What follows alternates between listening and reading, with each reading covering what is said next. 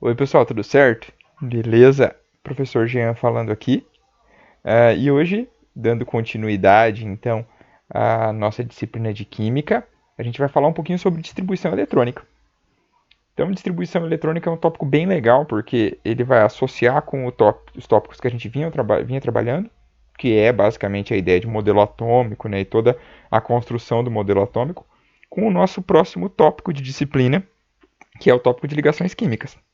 E é um tópico fundamental, galera, que a gente vai treinar uma habilidade aqui, tá bom? Então a gente vai treinar como fazer essa distribuição eletrônica, mas a gente vai entender como ela é e a gente tem exercícios práticos para treinar como fazer mesmo a distribuição. Beleza? Então, qualquer dúvida, só vocês postarem aqui embaixo, colocarem aqui embaixo, beleza? Que a gente vai conversando. Então, novamente, a gente está baseando o nosso estudo nesse livro, né? Química, uma abordagem do cotidiano. Esse capítulo 6, a segunda parte dele, trata um pouco dessa parte de distribuição eletrônica. Vocês podem dar uma olhadinha lá, tá bom? E, como eu disse para vocês, esse tópico está diretamente associado com a ideia de modelo atômico. Então, o modelo atômico, né, ele foi um conceito que evoluiu ao longo do tempo. Então, a gente tem as ideias atômicas desde as ideias atômicas mais filosofais, né, com o modelo de Demócrito, as ideias de Leucipo, até o primeiro modelo atômico científico mesmo, né, que a gente fala que é o modelo atômico de Dalton, e passando pelo modelo atômico de Thomson, de Rutherford, de Bohr, que foi o último que a gente estudou na última aula. Atualmente, se tem já um conceito de modelo atômico que leva em conta as ideias de física quântica. Então, um modelo que já vem, né, sendo proposto lá desde 1926, que é o modelo atômico de Schrödinger, e que foi modificado, mas que em muito baseia o modelo atômico atual, tá? Então, atualmente, o conceito de elétron, né, a gente não tem mais aquela ideia de elétron como unicamente como uma pequena partícula que fica ali rodando na eletrosfera, né? Então, a ideia de elétron, além de passar por uma ideia de partícula, passa também por uma ideia de onda. Então, a gente fala que o elétron tem uma natureza dual. O elétron é onda e o elétron é partícula ao mesmo tempo. Outro conceito fundamental aí que modificou a constituição as ideias, né, sobre a constituição desse átomo, foi o que a gente chama de princípio da incerteza, que é o princípio de Heisenberg. Então Heisenberg falava, né, que é um dos grandes físicos que trabalhou com mecânica quântica, que é impossível precisar a posição e a velocidade de um elétron ao mesmo tempo. Então, quando você precisa a posição dele, você não consegue indicar a velocidade. Quando você indica a velocidade, você não consegue indicar a posição. Então, basicamente isso que orienta o que a gente chama de princípio da incerteza. Esses dois princípios juntos, e aí com muita física quântica envolvida, muito mesmo teoria de base, muito cálculo, foram as bases para desenvolver o modelo atômico atual que a gente chama de modelo de nuvem eletrônica. Então, um modelo em que o núcleo está numa porção muito reduzida, bem central desse átomo, formado por prótons e nêutrons, como a gente já falou, mas que os elétrons estão dispersos, então, ao redor desse núcleo, formando essa grande nuvem eletrônica. E aí você tem muita física quântica e muita matemática envolvida para tentar entender os padrões pelos quais esses elétrons caminham e se movimentam aí na forma de onda ao redor desse núcleo. Ok? Aqui pra gente, nessa matéria de fundamentos de química, né? Então a gente não vai ficar se atendo a detalhes de física quântica. Então a gente vai focar o nosso estudo mesmo no modelo atômico de Bohr, que é o modelo que vai orientar pra gente todas as ideias de ligação química que a gente vai ter posteriormente. Ok? Então o modelo atômico de Bohr, como a gente já viu, ele tem então os elétrons distribuídos na forma de camadas ao redor desse núcleo. Então a gente tem várias camadas eletrônicas ao redor desse núcleo e os elétrons estão ali distribuídos nessa região que a gente chama de eletrosfera. Esses elétrons eles estão acomodados nessas camadas, mas esse acomodamento dos elétrons não é aleatório, né? Então cada camada tem a capacidade de acomodar um número específico de elétrons, sendo que sempre quanto mais distante do núcleo está essa camada, maior é a energia que ela abriga, né? Então, camadas mais externas são mais energéticas, ok? e as camadas mais internas são menos energéticas. A gente viu que esse conceito está muito relacionado com a emissão do espectro atômico, né? Então, a emissão de cores, a gente viu até essa correlação com fogos de artifício nos últimos tópicos. Mas aqui para a gente é importante a gente lembrar a ideia de camadas, tá bom? Então, que os elétrons são distribuídos em camadas ao redor desse núcleo. E a gente nomeia essas camadas, né, de acordo com a energia crescente, né, de dentro para fora, a partir da K até lá para frente. Então, K, L, M, N, O, e aí vai. Ok? Então, a gente tem essas camadas. Quanto maior o átomo, quanto mais elétrons ele possui, mais camadas ele vai ter. Ok? E a gente pode nomear elas com números, chamando de camada ou nível, né? 1, 2, 3, ou com letras a partir do K. Sempre partindo daquelas que estão mais próximas do núcleo. Ok. Hoje, então, a nossa aula vai se basear em distribuição eletrônica. O que é distribuição eletrônica? A ideia da distribuição eletrônica é observar como os elétrons estão distribuídos nas camadas eletrônicas. Então, a gente já aprendeu em aulas anteriores que a gente consegue, por exemplo, consultar na tabela periódica e descobrir a quantidade de elétrons que um átomo possui. Lembram disso? Que a gente tem, por exemplo, o oxigênio. O oxigênio, então, se eu olhar na tabela periódica, a gente vai observar que ele tem um número atômico 8, aqui do lado, e que ele tem uma massa quase 16. Então, a massa aproximada dele, a massa atômica, é de 16. A gente lembra que a gente tem 3 partículas fundamentais formando esse átomo: prótons, nêutrons e elétrons. O núcleo formado por prótons e nêutrons. São eles que conferem massa para esse átomo. Ok? Então, a gente tem a unidade de massa atômica, né? Que a unidade de massa atômica do oxigênio é 16. Então, a gente tem 16 unidades de massa atômica formando esse oxigênio. E cada unidade de massa atômica, né, equivale à massa de um próton ou à massa de um nêutron, que é muito semelhante. Então, se eu tenho uma massa atômica para o oxigênio 16, no caso aqui, como eu tenho um número atômico 8, eu sei que eu tenho 8 prótons no núcleo. Se eu pego esse 16 menos o 8, me sobram 8 unidades de massa atômica. E eu sei que essas 8 unidades de massa atômica se devem aos nêutrons, que estão em azul. Ok? Então eu tenho 8 prótons, por quê? Porque o número atômico do oxigênio é 8. E eu tenho 8 nêutrons, por quê? 16 menos 8 é 8. Ok? Como eu tenho 8 cargas positivas, eu vou ter também 8 cargas negativas. Porque no estado fundamental, esse átomo de oxigênio é neutro. Então, se eu tenho 8 cargas positivas, eu tenho 8 cargas negativas. Ele não está carregado. Ok? A pergunta, então, que fica é: como os elétrons estão distribuídos nas camadas eletrônicas? Eles estão aleatoriamente? Não. A gente já falou que cada camada consegue agrupar um número específico de elétrons. Se a gente observar aqui, a gente tem uma camada mais interna apenas com 2 elétrons e uma camada mais externa que tem aqui 2 elétrons inicialmente e 2 outros conjuntinhos de 2 elétrons, então mais 4 elétrons. Ok? Se a gente olha então para o oxigênio, né, a gente já falou que o oxigênio tem um número atômico 8 e como ele tem uma massa 16, uma massa atômica 16, ele também tem 8 nêutrons, além de 8 prótons. Como ele tem 8 prótons, que são as cargas positivas, ele tem também 8 elétrons, que são as cargas negativas. Os elétrons estão distribuídos, então, nessas camadas eletrônicas, sempre, inicialmente, nas camadas mais próximas do núcleo, ou seja, de menor energia, e após isso eles vão para as camadas mais externas. Então, as camadas que têm um maior nível energético. Mas sempre o preenchimento dessas camadas começa nas camadas mais internas. Ok? Galera, sempre que eu falar camada ou nível é a mesma coisa, tá? Então, são essas regiões específicas na eletrosfera onde os elétrons estão presentes.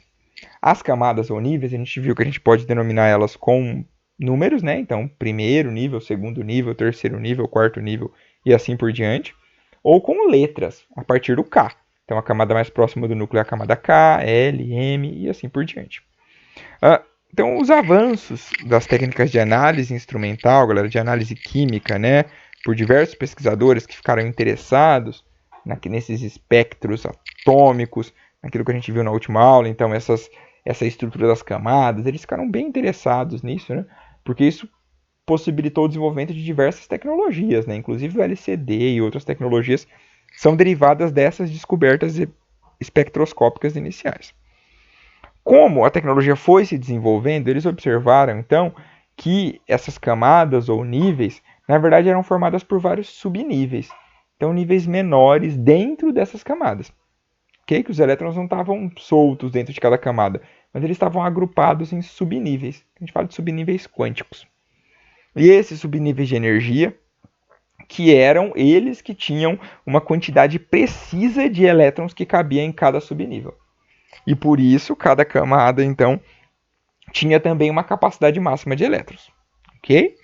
Esses subníveis de energia, a gente vai utilizar os nomes S, P, D e F, principalmente. Existem outros subníveis mais para frente, mas a gente vai se basear nesses 4 que para a gente já vão facilitar o nosso estudo. O subnível que a gente dá o nome de S consegue agrupar 2 elétrons. O subnível que a gente dá o nome de P consegue agrupar 6 elétrons. O subnível D, 10 elétrons. E o F, 14 elétrons. Ok? Tá, professor, mas espera. Como que isso funciona? Calma aí que a gente já vai entender, já vai fazer isso na prática, vai ficar um pouco mais fácil para vocês entenderem. Então, como que a gente explica? Pensem que isso é uma representação das camadas, né, ao redor do núcleo. Então, das camadas ali na eletrosfera. Mais internamente, a gente tem então uma camada que tem apenas o subnível S. Então, é a camada 1 com o subnível S. Ela só tem esse subnível. Pensem que o núcleo está para cá, tá? Tá nessa direção. Então, aqui é a primeira camada, que seria aquela camada K. Tá? Então, a gente pode chamar ela de K ou 1. Então, a camada 1 só tem o subnível S. A camada 2, ela tem o subnível S e o subnível P. Ok? Então, ela tem o subnível S e o subnível P. A gente já viu ali atrás que o subnível S segura 2 elétrons, o subnível P segura 6 elétrons. Então, a gente tem aqui, seria 1S, 2 elétrons. 2S, 2 elétrons. 2P, 6 elétrons. Ok? Aí a gente tem, então, a terceira camada. Na terceira camada, por sua vez, eu tenho 3 subníveis. O S, o P e o D. Então, é 3S2, 3P6, 3D10. Aí eu tenho a quarta camada. Na quarta camada, dando continuidade, eu tenho, então, a camada com o subnível S, 4S2. A camada com o subnível P, 4P6. A camada com o subnível D, 4D10, e a camada com o subnível F, 4F14. E assim por diante, galera. Quanto mais eu aumento uma camada, ela vai ter um subnível adicional lá para frente. E quanto mais distante do núcleo, mais energético é esse subnível ou essa camada. Estão vendo que quanto mais distante, mais elétrons eu tenho na camada? Aqui eu tenho só 2. Aqui eu tenho 8. Aqui eu já tenho 2, mais 6, mais 10. Eu já tenho 18. Então, quanto mais distante do núcleo, mais elétrons eu vou ter nessas camadas. Beleza? Como que eu vou organizar isso, então? Então, na busca de organizar, né, de tornar mais fácil essa distribuição de elétrons, teve um pesquisador chamado Linus Pauling, que ele fez o que a gente chama de diagrama de Linus Pauling, ou diagrama de diagonais. Basicamente, ele organizou essas camadas eletrônicas, né, de uma forma mais didática, que facilitou com que a gente fizesse o processo de distribuição. Então, aqui a gente tem o que é esse diagrama de Linus Pauling, que a gente vai trabalhar bastante agora, tá bom? Então, ele sempre começa nas camadas com menos energia. Então, olha, 1S2, 2S2, 2P6. E eu tenho setas em vermelho. Essas setas me indicam o caminho de aumento da energia. Então, eu parto de menor energia e vou aumentando o meu nível energético. Ok? Sempre nesse sentido. Então, se eu tiver que distribuir elétrons, eu vou distribuir 1S2, 2S2, 2P6, 3S2, 3P6, 4S2 e assim por diante, seguindo essa ordem. isso é importante, galera, tá? Por que a gente está vendo essa parte de distribuição eletrônica? Porque isso vai ser fundamental para a nossa próxima matéria, que é o tópico relacionado à ligação química. Então a gente precisa saber quantos elétrons eu tenho em cada camada e, mais importante, quantos elétrons eu tenho na última camada daquele átomo para saber quantas ligações químicas ele vai conseguir fazer. Então é muito importante que vocês entendam o que a gente está fazendo, tá? Então, em nível de teoria, né, o que a gente tem aqui? Olha, 1s2, esse primeiro nível, né? Vamos entender, olha. Eu tenho um nível de energia, então é o primeiro nível de energia. Ou aquela camada K, por exemplo, ela é o primeiro nível de energia, a camada K. Em qual subnível que eu estou falando? Estou no subnível S. A gente falou lá que eu tenho o subnível S, P, D e F, principalmente. E quantos elétrons que eu tenho nesse subnível? 2 elétrons. Então é 1s2.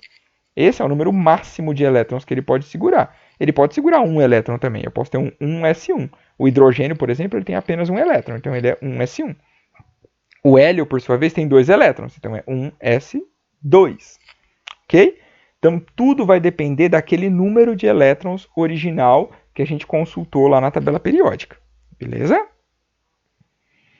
Aqui a gente vê como seria, por exemplo, a distribuição desses elétrons segundo o diagrama de Linus-Pauling, se a gente fosse fazer isso linear, tá? Então, linearmente não parece que tem muita lógica, é um pouco mais difícil de organizar.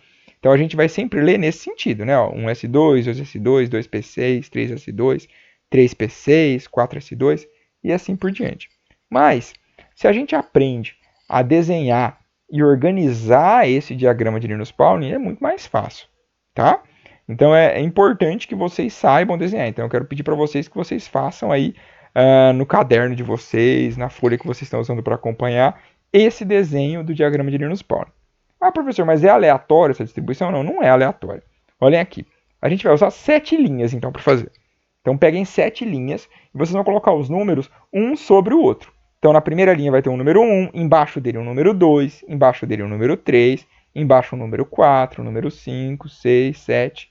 Ok? Então a gente vai ter 7 números, um abaixo do outro.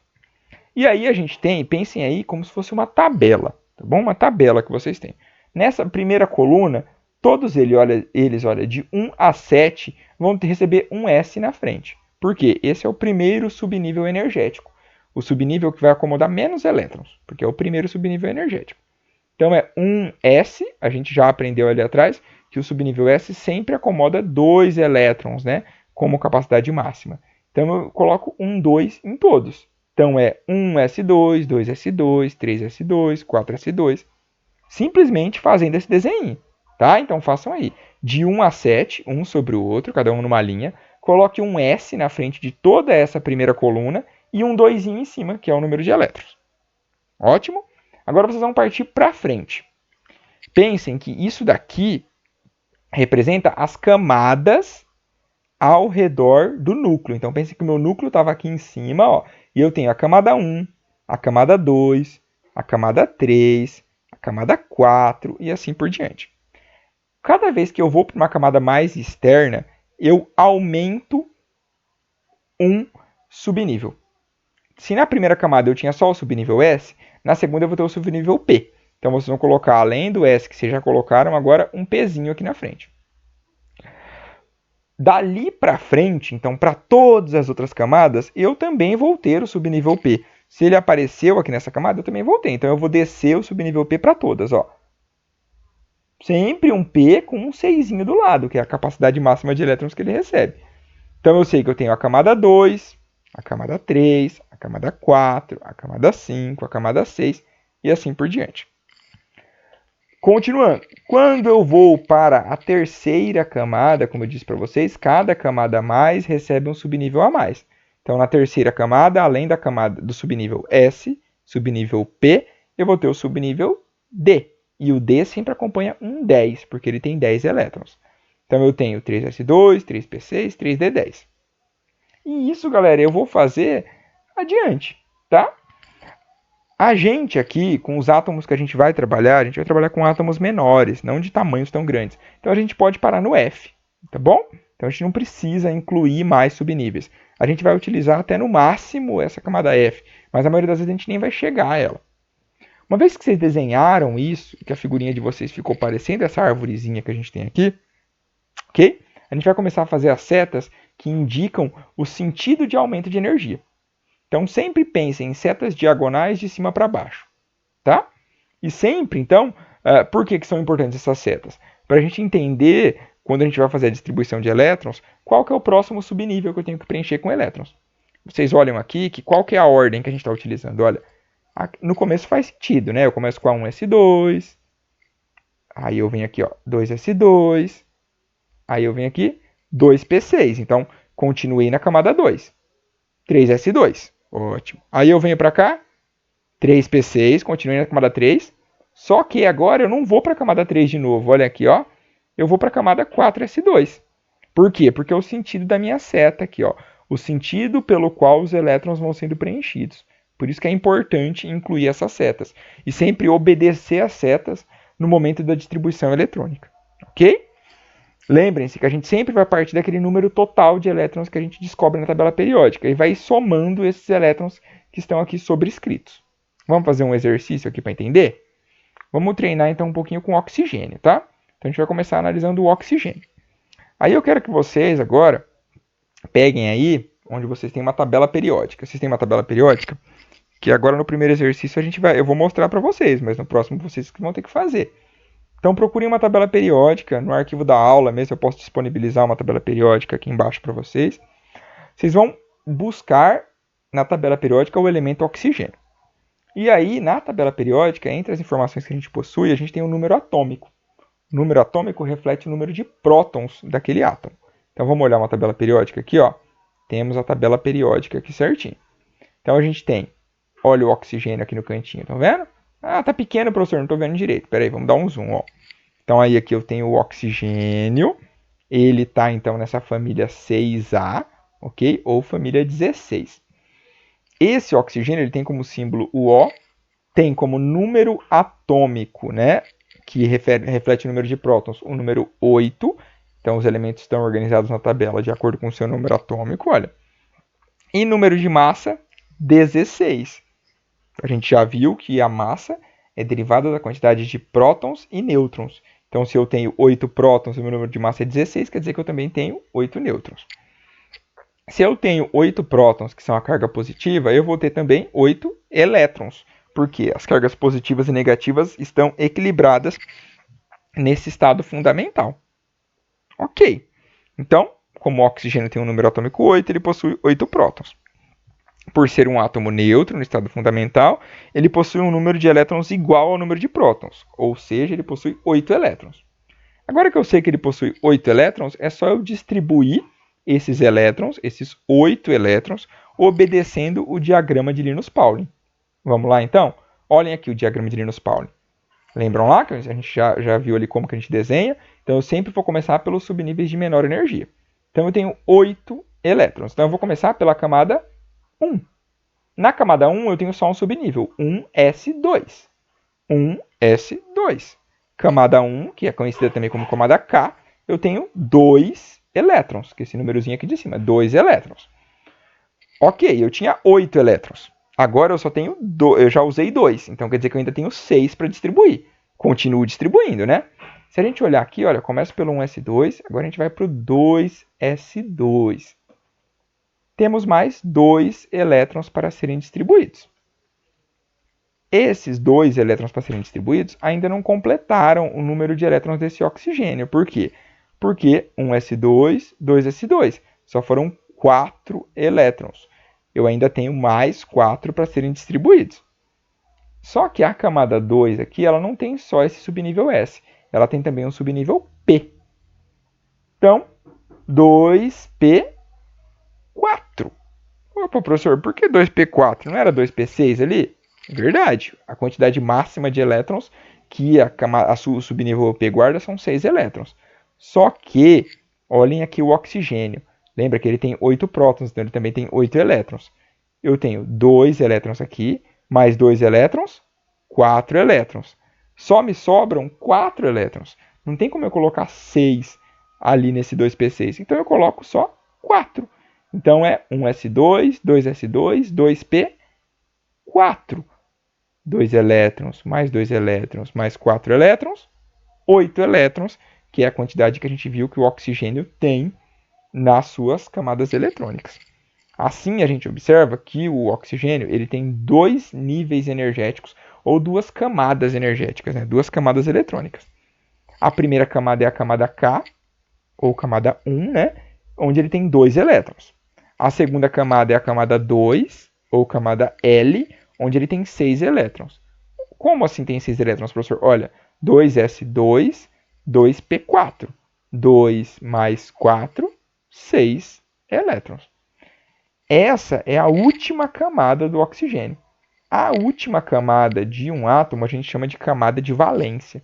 Okay? E é ela que vai estar envolvida na ligação química, né? Então, nos processos de ligação química. Então, a gente fala que o oxigênio tem 6 elétrons na camada de valência. Ok. Galera, isso a gente só entende mesmo treinando. Então, tem que pegar diferentes átomos na tabela periódica e treinar a distribuição, ok? Vamos para o magnésio? Olha lá, ó. Opa, já dei um spoiler aqui, né? Então, o magnésio, ele tem um número atômico 12, desculpa. Se ele tem um número atômico 12, quer dizer que ele tem 12 prótons. Se ele tem 12 prótons, quer dizer que ele tem 12 elétrons. Então, eu tenho 12 elétrons para distribuir. Qualquer átomo, eu sempre vou começar pelos níveis de menor energia. Então, eu sempre começo pelo 1. Então, na camada 1, ele vai ter 2 elétrons. 1s2. Camada 1, 2 elétrons. Eu tinha 12, tirou 2, ainda faltam 10 para distribuir.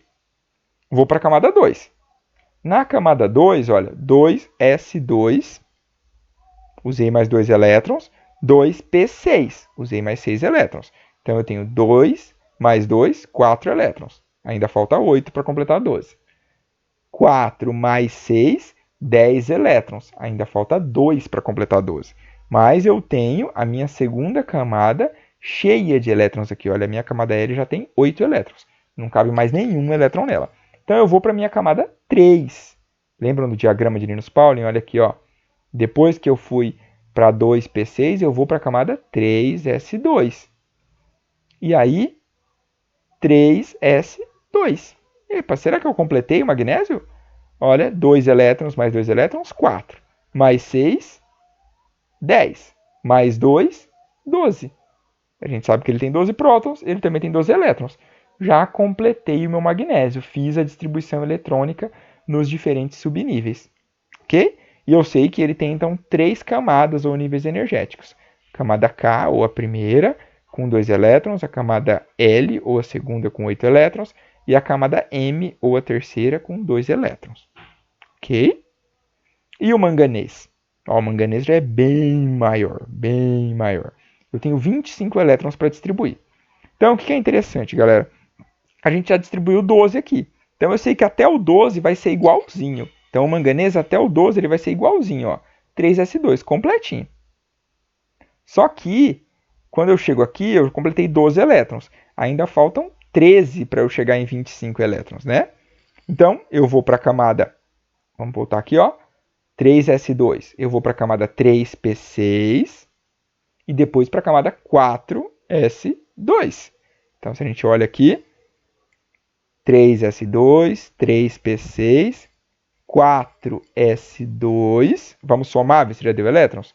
Então, eu tenho 2 mais 2, 4 mais 6, 10 mais 2, 12 mais 6, 18 mais 2, 20. Opa, professor, eu tenho 25 elétrons para completar. Então, ainda não deu. Qual que é a próxima camada, depois da 4s2 que a gente viu aqui? Vamos voltar ali para ver no diagrama. 4s2. Opa, a seta terminou. Volto de novo. 3d10. A gente contou que até a camada 4s2 eu tinha 20 elétrons. Só me faltam 5 elétrons, né? Porque eu tenho 25. Então, eu não vou colocar a camada 3d10, né? O subnível 3d10 completo. Vai ficar 3d5, porque eu só tenho 5 elétrons para colocar. Ok? E aqui eu tenho, então, a minha distribuição eletrônica do manganês. Aí, aqui eu só quero ressaltar para vocês um fato interessante, olha. A gente viu aqui que o último subnível que a gente completou, né, que ficou incompleta, na verdade, foi o 3d5 aqui, né? Que era para ser 3d10, ficou 3d5. Mas esse último subnível, ele não é a última camada energética desse manganês. Por quê? Olha, lembrem que o primeiro número aqui de cada uma das representações representa a camada, ou nível. E eu vejo que eu tenho uma camada 4 aqui, que ela tem só 2 elétrons, então ela é menos energética do que essa outra camada aqui. Mas ela sim é a última camada desse elétron. Então ele tem 2 elétronzinhos lá na camada de valência, que é a última. Ok? Por quê? Porque ela é a camada 4, então ela é a quarta camada. Então o manganês tem 2 elétrons na camada de valência.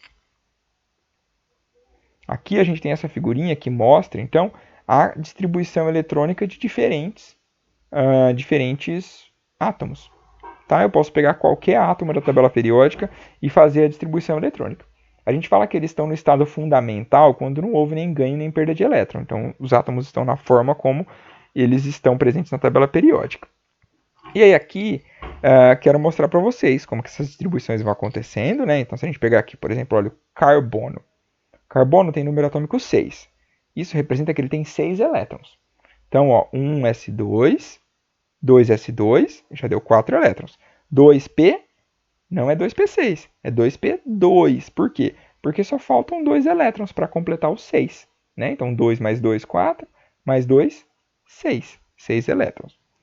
Aí eu quero mostrar para vocês aqui agora uma outra maneira de representar. Vocês vão ver que às vezes a gente está escrevendo essas distribuições eletrônicas e é tão grande, começa a ficar então uma representação muito grande.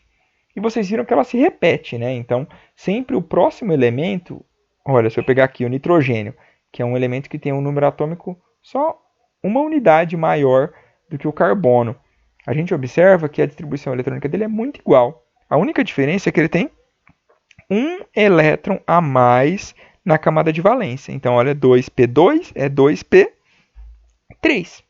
Ok? Então, para que escrever tudo isso de novo, sendo que eu posso resumir? Sabem qual que é uma maneira de resumir? Uma maneira de resumir é você pegar um elemento que apareceu anteriormente na sua distribuição. Geralmente se usa um gás nobre, tá? Que apareceu anteriormente. Por exemplo, aqui o hélio. E aí, à frente desse gás nobre, você inclui apenas as distribuições eletrônicas que são diferentes. Então, se eu pego aqui, olha, hélio. O hélio era 1s2. Então, eu coloco aqui que eu tenho o hélio e aí eu tenho as outras distribuições na frente. Isso daqui quer dizer a mesma coisa que isso daqui, tá? No caso do hélio não faz muita diferença, por quê? Porque a distribuição dele é pequenininha, é só um número, né? Mas quando a gente está com átomos muito grandes, isso é uma ótima maneira de você abreviar a distribuição, tá? Vocês não vão precisar fazer isso, mas é só para vocês entenderem, tá bom? Quando vocês virem isso no livro, o que essa representação indica. Então, indica que eu tenho a mesma distribuição do hélio, mais esses outros elétrons, ok? Olhem aqui o caso do neônio, olha. O neônio já tem uma distribuição maiorzinha, olha. 1s2, 2s2, 2p6. E aí eu tenho o sódio, que é só um número atômico acima do neônio. Então, em vez de eu escrever toda essa distribuição, eu posso colocar neônio 3s1. Então, quer dizer que o sódio é 1s2, 2s2, 2p6, 3s1. Ok? É como se eu fizesse uma referência ali. Beleza? Mais alguns exemplos para vocês, tá bom? Enxofre, galera, olha, com 16, número atômico 16. Isso representa que ele tem 16 prótons e, logicamente, 16 elétrons. E aí a gente começa a distribuir ele. Ok? Então, 16 elétrons. Sempre começa lá no comecinho, né? 1s2, 2s2, 2p6. Eu vejo que eu tenho, ó, 2 elétrons aqui, mais 2, 4, mais 6, 10. 3s2, 12 elétrons, mas eu tenho 16, então me falta um pouquinho. Então é 3p, não é 3p6. Por quê? Eu já tinha 12, eu só preciso de mais 4, então é 3p4 para completar os 16 elétrons, ok? Então eu tenho a primeira camada aqui com 2 elétrons, a segunda camada com 8 elétrons, a terceira camada com 6 elétrons. E sempre a minha última camada é a minha camada de valência. Então eu tenho 6 elétrons na valência do enxofre. Beleza? Como a gente já falou, a camada de valência é a camada eletrônica mais externa, ou seja, a que vai ter esse primeiro númerozinho aqui maior, tá? E é a camada onde os elétrons que estão presentes participam das ligações químicas, tá bom? Na maioria dos átomos. Então é importante entender quando eu perguntar para vocês, olha, quantos elétrons eu tenho na camada de valência do enxofre? Não é só o último subnível, tá? É a soma de todos os elétrons que estão nessa camada, que é a camada 3 aqui no caso. Tá? Então eu tenho 2 elétrons aqui mais 4 aqui. 6 elétrons na camada de valência. Ok? Então sempre pensem em camada. Lembrem que o primeiro número representa a camada. Temos o ferro aqui, tá? Tem a distribuição dele para vocês darem uma olhadinha também. Então chequem aí, vejam se vocês chegariam na mesma distribuição, tá? De preferência façam antes, seguindo o diagrama de Linus-Pauling. Sempre voltem no diagrama, galera, tá? Ó, sempre obedeçam esse diagrama, tá bom? E aí façam, vejam se vocês vão conseguir chegar nessa mesma distribuição aqui, ok? Aí, galera, último tópico que a gente vai trabalhar hoje, a gente vai relembrar um pouquinho dos íons, tá? Então vocês lembram que a gente está falando sempre dos átomos no seu estado fundamental, da maneira que eles estão na tabela periódica, que são os átomos no seu estado neutro. Mas muitos átomos eles são formas químicas eletricamente carregadas, ou seja, que ganharam ou perderam elétrons. Tá bom? Esses átomos que ganharam ou perderam elétrons passam a receber o nome de íons. Okay? Então são formas químicas que são eletricamente carregadas. Alguns íons eles ganharam elétrons.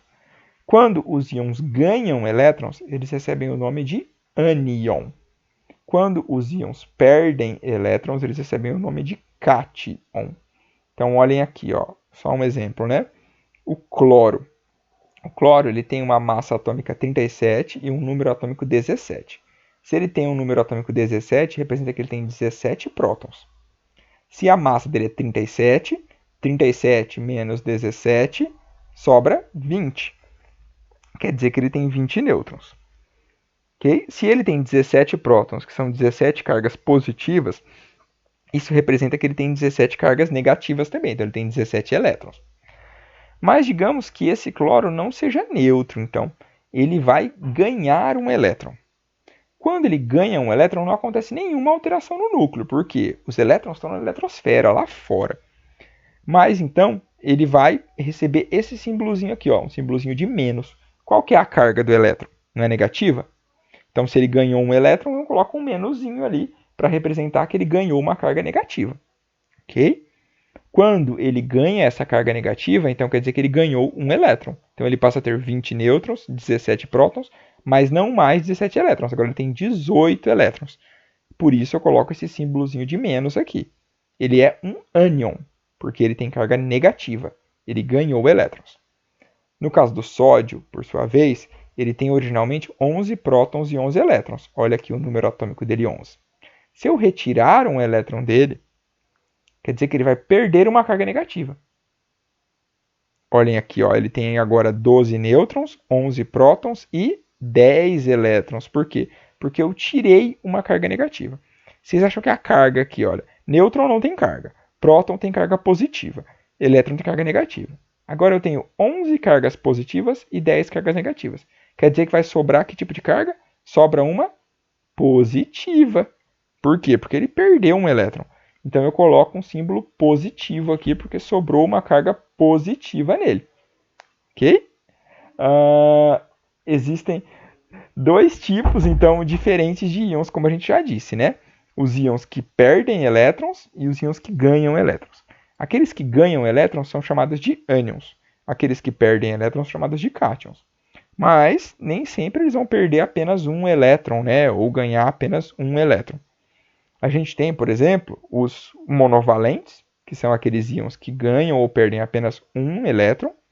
E temos os íons que são ditos polivalentes, que perdem 2, 3 ou 4 elétrons, ou ganham 2, 3 ou 4 elétrons, que são conhecidos como bivalentes, trivalentes e tetravalentes.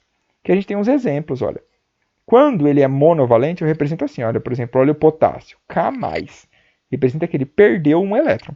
Olha o flúor, F-, representa que ele ganhou um elétron. Já quando eu tenho aqui, olha o magnésio, Mg2+, representa que ele perdeu, então, 2 elétrons. Olha o alumínio, alumínio 3-, representa que ele ganhou 3 elétrons. Beleza? Então, esses são íons que a gente chama de polivalentes. Como que a gente vai fazer essa distribuição eletrônica, galera, nos íons, então? Como que é esse processo de distribuição eletrônica nos íons? Então, quando a gente vai distribuir, a gente tem que considerar isso, tá? Então, a gente sempre vai partir do número de elétrons original que aquele átomo tinha. Então, se eu pego Na11, né, o sódio ele tem 11 prótons e logo 11 elétrons. Então, essa era a minha distribuição. Olha, 1s2, 2s2, 2p6, 3s1. Então, eu tenho 2, 4, 10, 11 elétrons. Na minha valência, eu tenho apenas um elétron aqui pequenininho. Esse elétron está na valência. Caso eu retire ele, esse sódio vai perder um elétron. Logo, sobra uma carga positiva. Então, como vai ficar a minha distribuição? 1s2, 2s2, 2p6. Por quê? Sumiu esse último elétron aqui. Só tinha um elétron, ó. Ele sumiu. Então, a distribuição agora do Na+, é 1s2, 2s2, 2p6. Já no caso do cloro, eu tenho o acréscimo de um elétron. Então, eu tenho o cloro com 17 elétrons. Olha, 1s2, 2s2, 2p6, 3s2, 3p5. Na minha camada de valência, eu tinha 7 elétrons. Ó, camada 3, tenho 2 mais 5, 7 elétrons. Se eu adicionar um elétron, ou seja, se ele ganhar um elétron, a carga do cloro vai ficar negativa. E eu tenho que somar esse elétron aqui. Então, é 3s2, 3p6, porque era 3p5. Então, ele ganhou um elétron. Beleza? Galera, então, para compreender isso, é muito importante que vocês treinem, tá? Então, eu vou deixar aqui uma sugestão, tá, de exercícios, tá? Ali da página 107. Vocês não precisam me entregar, vocês não precisam direcionar nada, tá? Mas eu gostaria muito que vocês fizessem essas atividades, tá bom? Então, hoje eu não vou pedir que vocês entreguem nada, mas se vocês puderem fazer, façam as atividades, tá bom? É um ótimo treino. A gente precisa treinar mesmo essa distribuição eletrônica, porque isso vai ser fundamental para a nossa próxima atividade, o nosso próximo trabalho, que vai ser relacionado à ligação química. Tá bom? Muito obrigado por quem acompanhou até agora. Ficamos aí e a gente volta mais com mais conteúdo, beleza? Valeu!